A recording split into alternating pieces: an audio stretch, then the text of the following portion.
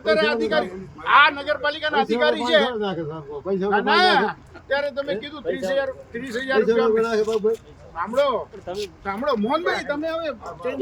ભાઈ છે ને તમારો અમે વાત કરી અમે સાચું પૂછા તમે અત્યારે પોતે કીધું કે 30,000 રૂપિયા મહિને લે છે ને એ કાઢતા અત્યારે તમારું પોતાનું છે તમે કેટલા રૂપિયા લીધા તમે ફૂઈના દીકરાઓ જે હોય તમે આ પાણી જ્યાંથી ભર્યા તમે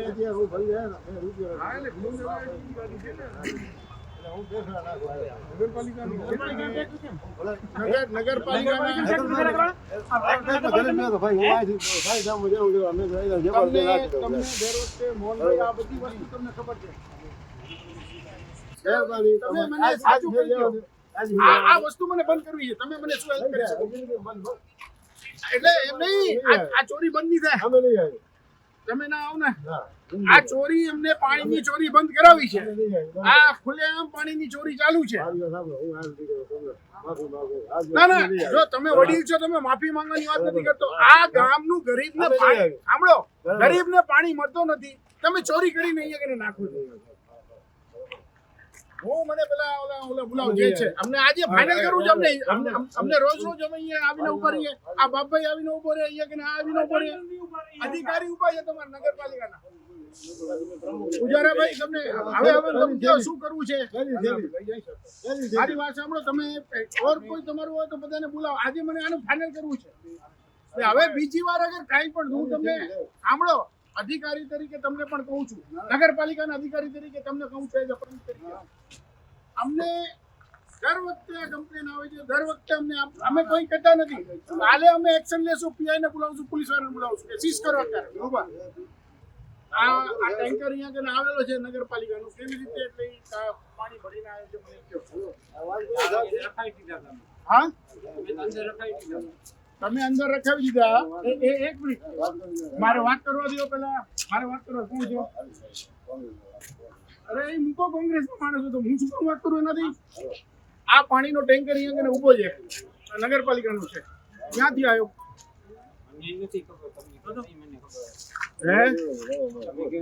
પાણીનો ટેન્કર તમારી સામે ઉભો છે અધિકારી નગરપાલિકાના અધિકારી અહીંયા છે અમે અહીંયા પકડ્યો છે હમણાં સીઝ કર્યો છે આ ટેન્કરને અમે પોલીસ સ્ટેશન મોકલીએ છીએ તમે કયો શું કરવું છે આ દર વખતે અમને કે 15 દિવસ મહિનાથી કમ્પ્લેન આવે છે પાણીની ચોરી થાય છે ગાંધીધામમાં આજે અમને ફોન આવ્યા 50 વાર તો આજે અમે અહીંયા આવ્યા છીએ આ બાબુભાઈ રોજ આવે અહીંયા કે રોજ આ અમારી ટીમ આવે અહીંયા જોઈ એટલે નગરપાલિકા પુજારાભાઈ અહીંયા કે ઊભા છે તમને શું કરવું આ પોલીસ સ્ટેશન લઈ જવું છે ટેન્કરને કે શું કરવું છે મને કહો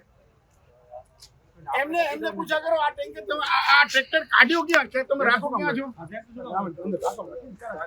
ટાંકામાં કેટલા વાગે એટલે ટાઈમ 1 મિનિટ મને ટાઈમ કેટલા વાગેનું હોય રાખવાનું શરૂ કરો 4 વાગે બપોરે રાખી દો અત્યારે તમારું ટ્રેક્ટર ભારે છે આજે કેટલા વાગ્યા છે જરા મને કહો તો કેટલા વાગ્યા છે 7:10 છે તમારું ટ્રેક્ટર ભારે છે એનો મતલબ શું થયું સરકારી તંત્ર ફેલ છે ને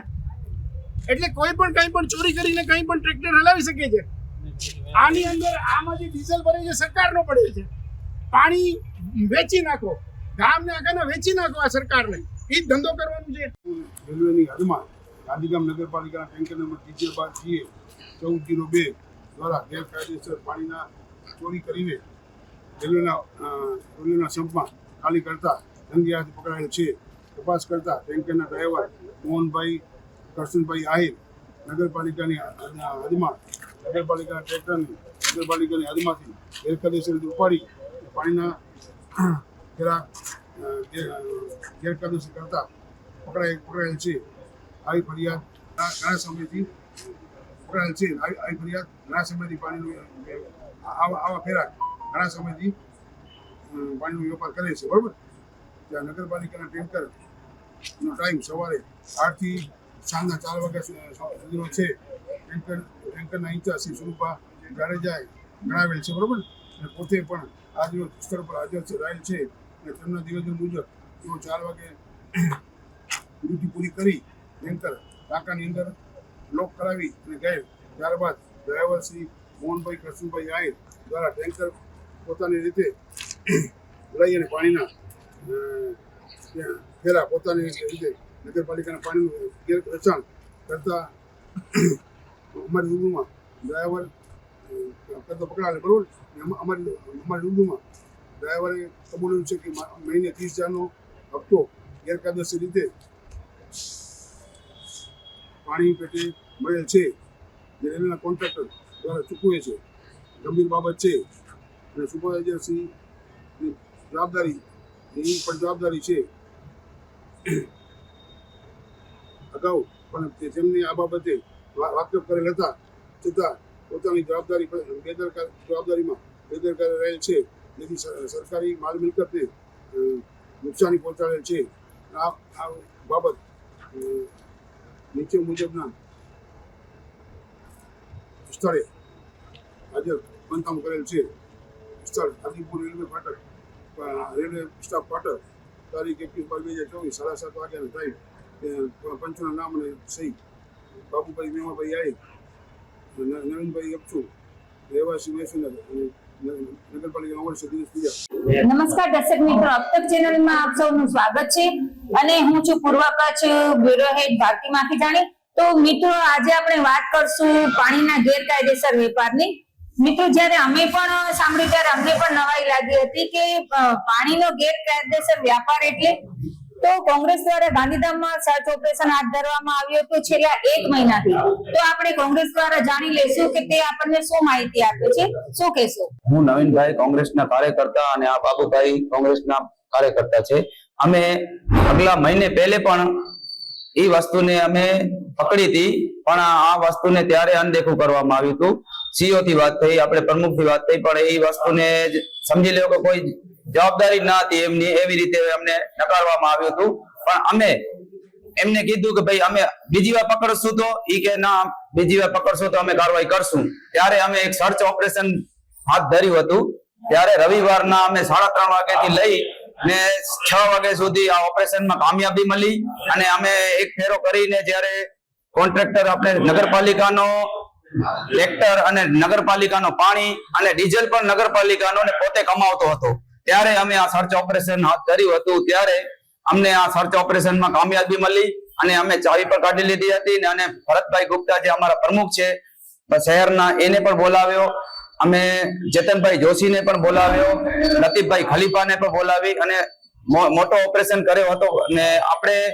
ચીફ ઓફિસર થી વાત થઈ ત્યારે ચીફ ઓફિસર સાહેબે અધિકારીને મોકલી અને આનું એક્શન લેવામાં બાહેધરી આપી હતી અને પંચનામું પર થયું હતું. પંચનામામાં પણ લેખિતમાં રજૂઆત લઈ લીધી હતી કે હવે આ ન થવું જોઈએ ને અગર આ થશે તો કોંગ્રેસ દ્વારા મોટામાં મોટો એક્શન લેવામાં આવશે.